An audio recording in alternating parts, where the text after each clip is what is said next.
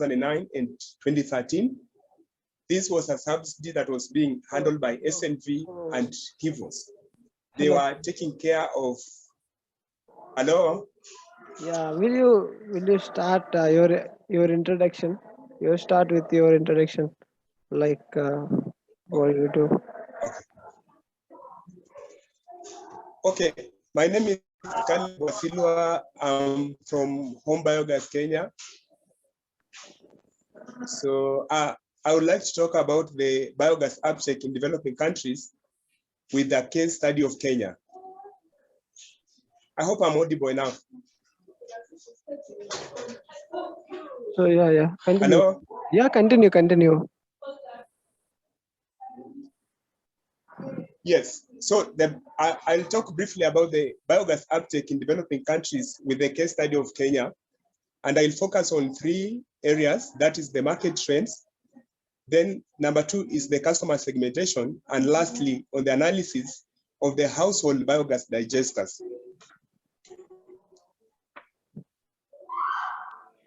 The first biogas in Kenya was installed in 1957 by Mr. Tim Hatchman, which was built on a coffee farm. From there, we picked where a tunnel engineering company that's also from Germany was able to install 130 small biogas plants and 30 larger units. Then in the late 1980s, we got support from GTZ under the Ministry of Energy in collaboration, and they were able to build approximately 400 biogas units. Then from there, we had a program that was developed between Kenya National, it was called the Kenya National Domestic Biogas Program. This was a collaboration between SNV and HIVOS and the Ministry of Energy. And through this program, they were able to install over 8,000 domestic biogas systems. This is between 2009 and 2013. And the target was to do 275,000 biodigesters. The target now between 2014 to 2019. This has not been realized because of a few challenges. The first challenge was the program was relying on masons who are trained to do the biogas systems. But because of the incentives, they focused more on doing the numbers, but not on the quality. So we realized that the failure rate for the biogas system was almost 60%.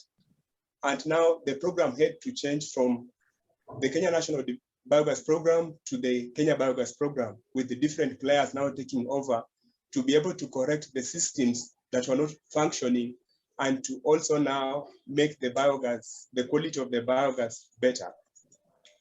I plan to talk about the customer segmentation. Basically, for the biogas here, most of the biogas systems in Kenya are either they are for domestic. Most of the systems, they are from 2 cubic meters to 50 cubic meters.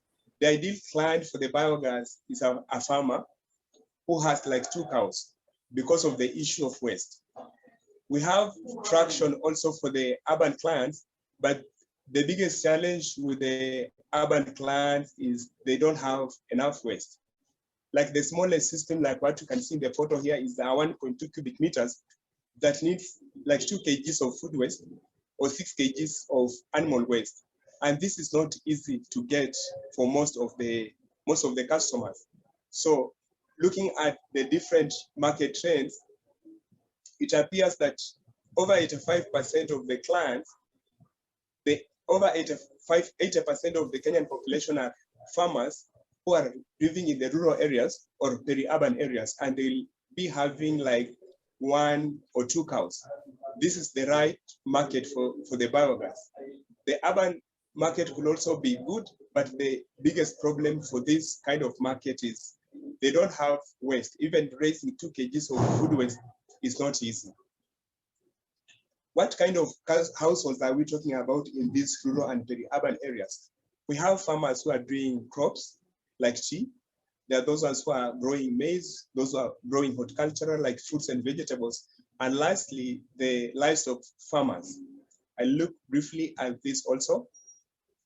For the cash crops, the target, we have like 500,000 small-scale farmers. When you're talking about coffee in Kenya, we have the small scale at around 150,000. When we look at the numbers, both for tea and coffee, the majority of the farmers, they are small scale. We have a few companies which are also doing the other part. The companies that have targeting this kind of clients, we have, for the tea, we have not had any program yet, but for coffee, we have had the full scale program. So for the coffee, it's because of the coffee husk, we can also be able to run the biogas. Then for the maize, we also have not had any target program yet, for which we also not have had any target. So we'll find that on the next slide, most of the people who are targeting biogas are for the dairy farmers. The dairy we are talking about for the livestock farmers. And these are two segments whereby we are talking about the dairy and the meat. The dairy, they have 1.8 million small scale farmers.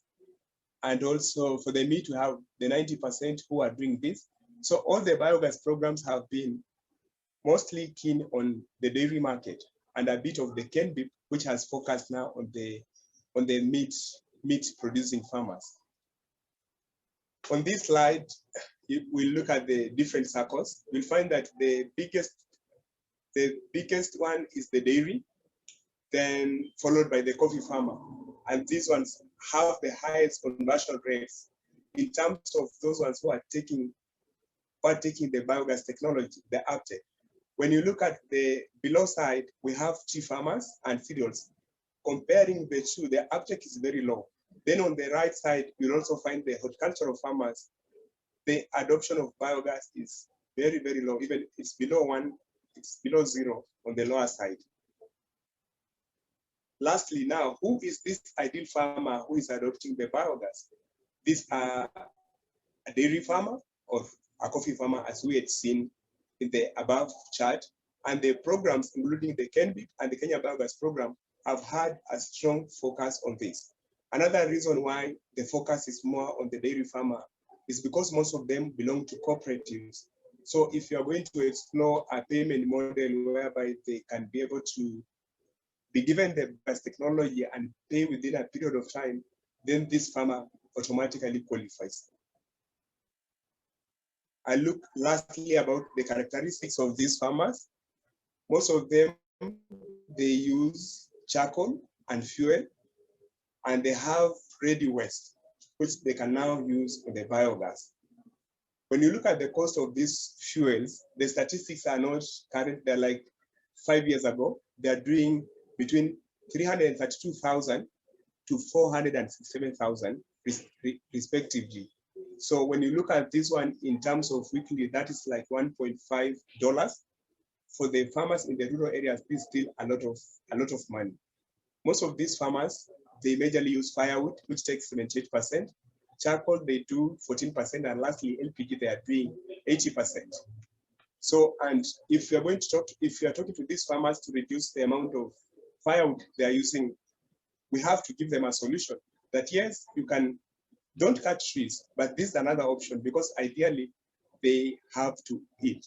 The last bit is about the number of cows the farmers have. Most of them have 3 to 2 cows. So they could be 100% zero graze, or some of them, they do a bit of zero grazing and open tethering. And lastly, we have another group of farmers who have pigs and also poultry, who are also a good target for this. I think that's the last bit. Thank you very much.